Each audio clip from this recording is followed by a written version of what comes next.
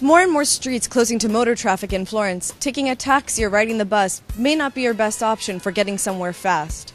With all its beautiful narrow streets and dozens of bike paths, Florence is the perfect place to ride a bike. First of all, you'll need to buy a bike to ride one. Florence is full of bike shops that sell or long-term rent both new and used wheels. We're here in Sergio Bianchi, a Florentine brand that's been making bikes for generations. Here, you can buy a new bike, or as a student, you can take part in their rental program.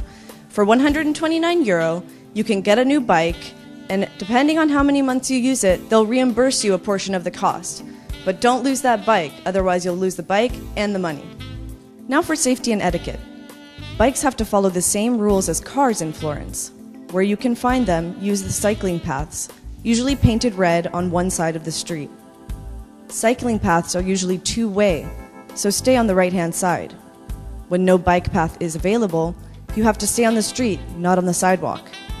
Be very careful as Florentines drive fast, and if you're on a multi-lane road with no bike path, you should use a helmet.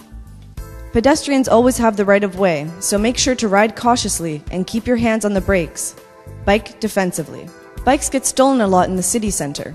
Make sure to get a heavy chain lock, not a plastic or wire one, which are too easy to break. There are plenty of racks throughout the center, so use them.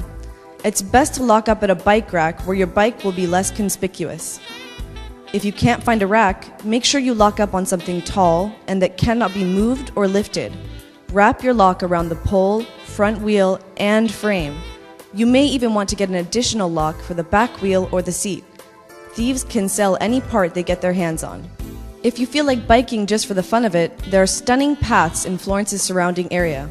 The Lungagni are fitted with cycling paths, the Cascine Park has some leisurely routes, and if you want to work out, why not try biking uphill all the way to Piazzale Michelangelo?